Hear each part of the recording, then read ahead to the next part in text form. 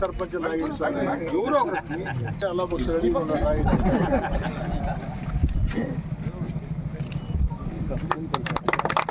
Upputuru road, ఈ Kandamuru Upputuru road main రోడ్లో నుంచి కందమూరి గ్రామంలోకి వచ్చే రోడ్డు కావచ్చు, కందమూరు నుంచి ఉప్పుటూరుకి వెళ్ళే రోడ్డు కావచ్చు, అత్యంత అధ్వానంగా ఈ యొక్క రోడ్డు గుండా ప్రయాణించాలంటే ప్రజలు మరెన్నో వీడియోల కోసం మా ఛానల్ ని సబ్స్క్రైబ్ చేసుకుని పక్కనే ఉన్న బెల్ ఐకాన్ ని క్లిక్ చేసి యాక్టివేట్ చేసుకోండి.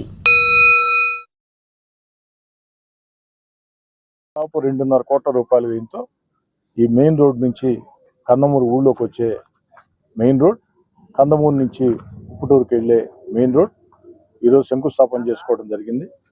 3 నెలల్లో 90 రోజుల్లో ఈ పనులు పూర్తి చేసి ప్రజలకు అందిస్తామని చెప్పని కూడా మనం చేస్తూ ఇంకా కూడా ఈ గ్రామంలో ఇప్పుడే గిరిజన కాలనీ వాసులు భూమి సమస్య, అదేవిధంగా ఆ యొక్క ఇంకేదో చెప్పాను భూమి సమస్య, కరెంటు బిల్లు విషయం చెప్పడం జరిగింది. ఇది కూడా అధికారులతో మాట్లాడి ఆ యొక్క సమస్య పరిష్కారానికి కృషి చేస్తామని మనవి చేస్తూ ఇంకా ఈ పక్క గ్రామాల వారందరికీ కూడా నేను మనవి చేసేది ఒకటే, మళ్ళీ గ్రామాల అభివృద్ధికి మళ్ళీ కూడా నిధులు రాబోతున్నాయి.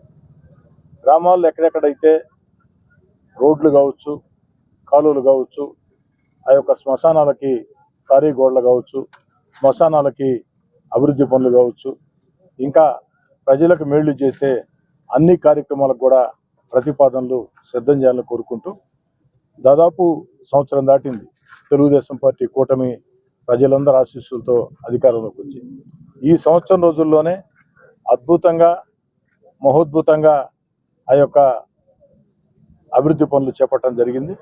అభివృద్ధి పనులే కాకుండా సంక్షేమ పథకాలు, ఆ రోజు ఎన్నికల వేళ చంద్రబాబు నాయుడు గారు ఏం చెప్పారో అవన్నీ కూడా, 1 4,000 రూపాయల పెన్షన్, 2 ఎంతమంది బిడ్డలు ఉంటే అంతమంది బిడ్డల చదువుల కోసం తల్లికి వందనం, అదేవిధంగా పేదోడు ఆకలిని తీర్చే అన్నా క్యాంటీన్లు.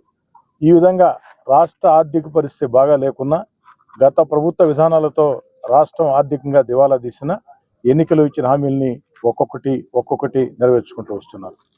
ఈ నెలలోనే రైతులకి అన్నదాత సుఖీభావ కింద డబ్బుగా కందమూరు గ్రామంలో నూతన ఇళ్ల విషయం కూడా అడగటం జరిగింది.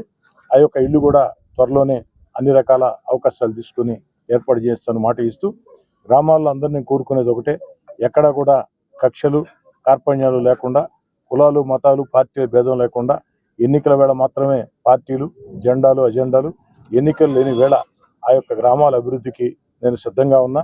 అన్ని రకాలు ఉపయోగపడేదానికి మీరు కూడా ఎక్కడికక్కడ అన్ని రకాలు కూడా ముందుకు సాగాలని, అదేవిధంగా వచ్చే స్థానిక ఎన్నికల్లో పంచాయతీలు కానీ, ఎంపీటీసీలు కానీ, జడ్పీటీసీ కానీ ఇవన్నీ కూడా అధికారంలో ఉండే తెలుగుదేశం పార్టీ గెలిస్తేనే 10 రకాల మేళ్లు ప్రజలు జరుగుతాయి.